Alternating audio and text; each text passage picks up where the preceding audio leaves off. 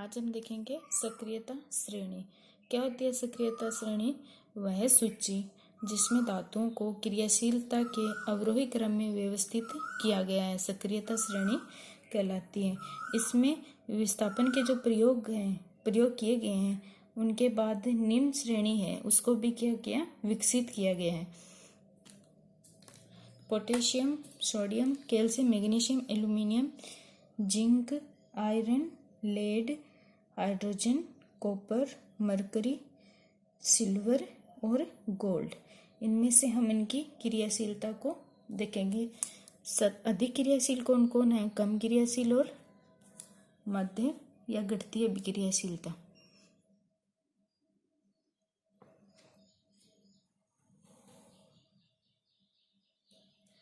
इस रूप में होगा ये। ऊपर से नीचे की तरफ जाने पर इनकी क्रियाशीलता में कमी आती जाती है। घटते क्रम में लिखे गए हैं। सबसे ज्यादा क्रियाशील कौन है? पोटेशियम, उसके बाद सोडियम, फिर कैल्शियम, फिर मैग्नीशियम, फिर एल्यूमिनियम, फिर जिंक, उसके बाद आयरन, फिर लेड, फिर हाइड्रोजन, फिर कॉपर, फिर मरकरी, फिर है चांदी और उसके बाद गोल्ड। तो इनको इनकी क्रियाशीलता या अभिक्रियाशीलता के घटते क्रम में लिखा गया है। पोटेशियम ये क्या है? सबसे अधिक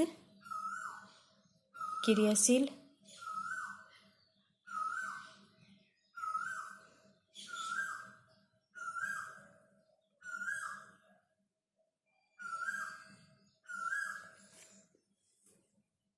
और इनके बाद में क्या होते हैं? ये घटती अभिक्रियाशीलता।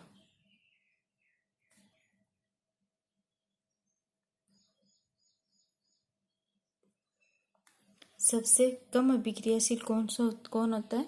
जो ओरम या सोना है, गोल्ड है, वह सबसे कम अभिक्रियाशील होता है।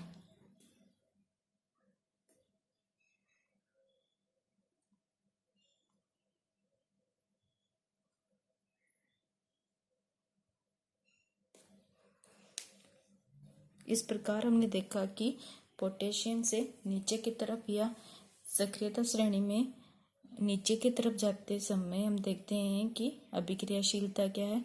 घटती जाती है। धातुओं की सापेक्ष अभिक्रियाशीलता है। पोटेशियम की सबसे अधिक अभिक्रियाशील होता है और एल्यूमिनियम के बाद इनकी अभिक्रियाशीलता घटती जाती है या इनकी अभिक्रियाशीलता में कमी होती जाती है। और जो ओरम या गोल्ड है सबसे लास्ट में, उसकी जो अभिक्रियाशीलता होती है वह सबसे कम होती है। इसीलिए यह धातु किसी से भी अभिक्रिया नहीं करती। अब हम देखेंगे कि जो धातु और अधातु के साथ अभिक्रिया कैसे करते हैं। अब हम देखेंगे धातुओं की अधातुओं के साथ अभिक्रियाएं। इनको तत्वों की अभिक्रियाशीलता को संयोजकता कोष को पूर्ण करने की प्रवृत्ति के रूप में समझ सकते हैं। जो तत्वों की अभिक्रियाशीलता है, तत्वों की अभिक्रियाशीलता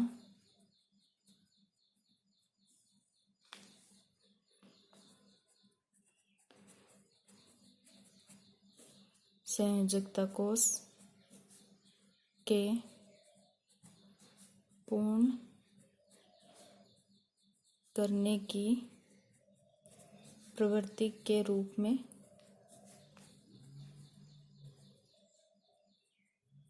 समझी जा सकती है।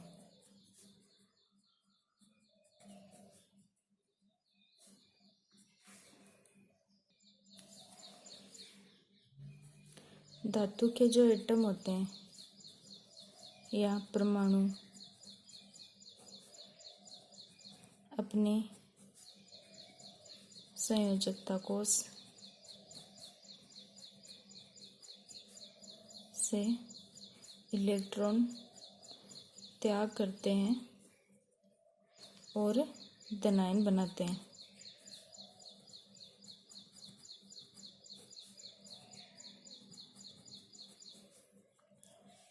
अधातुएं होती हैं उनके एटम या परमाणु संयोजकता कोष से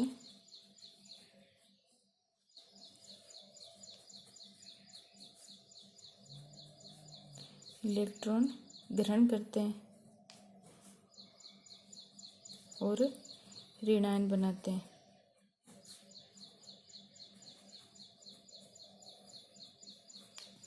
हम पहले क्लास में पढ़ चुके हैं कि संयोजकता कोष पूर्ण होने के लिए उत्कृष्ट गैसों की रासायनिक अभिक्रियाएं बहुत कम होती है। जो संयोजकता कोष पूर्ण होता है उत्कृष्ट गैसों का, तो उनकी रासायनिक अभिक्रियाएं बहुत कम होती है। तो हम तत्वों की अभिक्रियाशीलता को संयोजकता कोष को पूर्ण करने की प्रवृत्ति के रूप में समझ सकते हैं। जो एटम्स होता है, हम पढ़ चुके हैं पहली क्लास में कि संयोजकता कोष क्या होते हैं और इलेक्ट्रॉन्स कैसे ग्रहण करते हैं और कैसे त्यागते हैं। इनका जो बाहरी कोष होता है उनमें ये अपना अष्टक पूर्ण करने के लिए इलेक्ट्रॉन ग्रहण भी कर सकते हैं और इलेक्ट्रॉन त्याग भी सकते हैं। हम पहले पढ़ चुके हैं जो कोष होते हैं वो के, एल, एम और एन होता है। के होता है वो नाभिक की तरफ होता है और सबसे बाहरी कोष कौन सा होता है? एन सबसे बाहरी कोष होता है। अगर हम सोडियम का देखें तो इसका इलेक्ट्रॉनिक विन्यास में जो इसके सबसे भारी कोष है वह एम कोष ही होता है और इसमें क्या होता है? केवल एक इलेक्ट्रॉन ही होता है। तो उस एक इलेक्ट्रॉन को त्याग देता है जब सोडियम, तो उसका सबसे भारी कोष कौन सा बन जाता है? एल कोष उसका सबसे बाह्यतम कोष बन जाता है और जिसमें स्थायी अष्टक उपस्थित है और जिसमें पहले से ही अष्टक क्या होते हैं? उपस्थित होते हैं। एल कोष में तो अष्टक होता है सोडियम के और एम कोष में एक इलेक्ट्रॉन ही प्रेजेंट होता है। यह उसको त्याग देता है तो उसका बाह्यतम कोष एल बन जाता है और अष्टक पूर्ण हो जाता है क्योंकि एल कोष में पहले से ही स्थायी अष्टक प्रेजेंट होता है। इस परमाणु के नाभिक में 11 प्रोटॉन है लेकिन इलेक्ट्रॉन की संख्या क्या होती है? 10 होती है। तो इलेक्ट्रॉन की संख्या 10 होने के कारण इसमें धनावेश की अधिकता होती है। अगर हम स्ट्रक्चर देखें तो सोडियम एटम्स कैसे होते हैं? ये नाभिक और इसके जो के कोष है इसमें 2 इलेक्ट्रॉन और उसके बाहर 8 इलेक्ट्रॉन और सबसे बाहर जो एम कोष है उसमें 1 इलेक्ट्रॉन। अगर ये एम कोष में से 1 इलेक्ट्रॉन त्याग देता है तो बाहरी कोष कौन सा बचा? इसका एल। और इसके जो नाभिक है इसमें 11 प्रोटॉन प्रेजेंट होते हैं। मतलब 11 प्रोटॉन क्या है? पॉजिटिव चार्ज प्रेजेंट होता है नाभिक में। तो प्रोटॉन पे क्या पॉजिटिव चार्ज है और जो इलेक्ट्रॉन है उनकी संख्या अब कितनी है? 10 है। मतलब 10 इलेक्ट्रॉन। तो ये क्या है? Negative charge. तो इसमें पॉजिटिव चार्ज ज्यादा है, प्रोटॉन की संख्या ज्यादा है और इलेक्ट्रॉन्स की संख्या कम है। तो इसमें धनावेश की अधिकता होती है। कौन सा आवेश होगा? इसमें धन आवेश होगा। यह सोडियम धनायन प्रदान करता है। मतलब सोडियम कैसा होगा? Na+ होगा। अगर हम क्लोरीन का एटॉमिक स्ट्रक्चर देखें तो इसके जो के कोष या अंदर का कोष है उसमें 2 इलेक्ट्रॉन प्रेजेंट होते हैं। उसके बाद 8 इलेक्ट्रॉन प्रेजेंट होते हैं और सबसे बाहरी कोष में 7 इलेक्ट्रॉन प्रेजेंट होते हैं।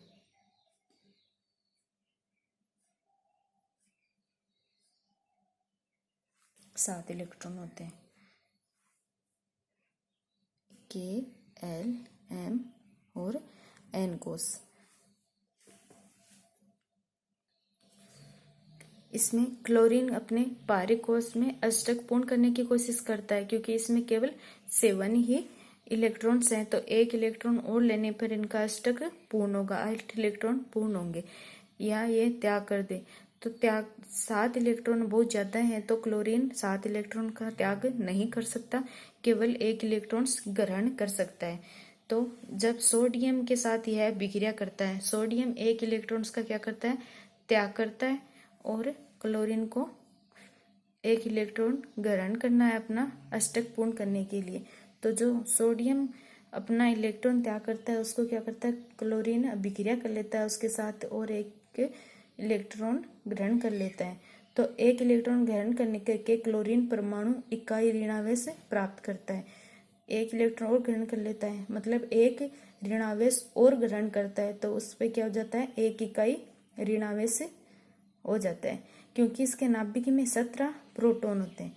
कितने प्रोटॉन होते हैं इसके नाभिक में? 17 प्रोटॉन। तथा इसके के, एल एवं एम कोष में 18 इलेक्ट्रॉन होते हैं। के, एल और एम, के में 2 हैं, एल में 8 है, और जो ये एम कोष है इसमें भी कितनी हो गई, अब 8 हो गए।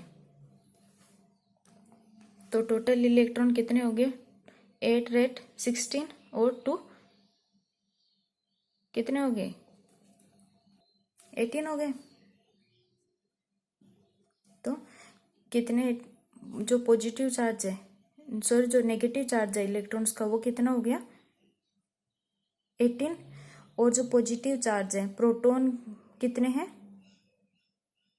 17 है प्रोटॉन। तो ये क्या है? पॉजिटिव चार्ज है। तो नेगेटिव चार्ज एक ज़्यादा है तो क्लोरीन की प्रॉपर्टी क्या हो जाती है? ये है नेगेटिव होता है। इससे क्या होता है? क्लोराइड ऋणायन प्राप्त होता है।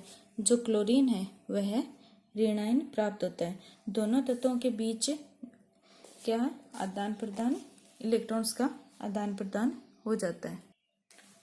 जो सोडियम है वह पॉजिटिव चार्ज का होता है और क्लोरीन है नेगेटिव। दोनों क्या है?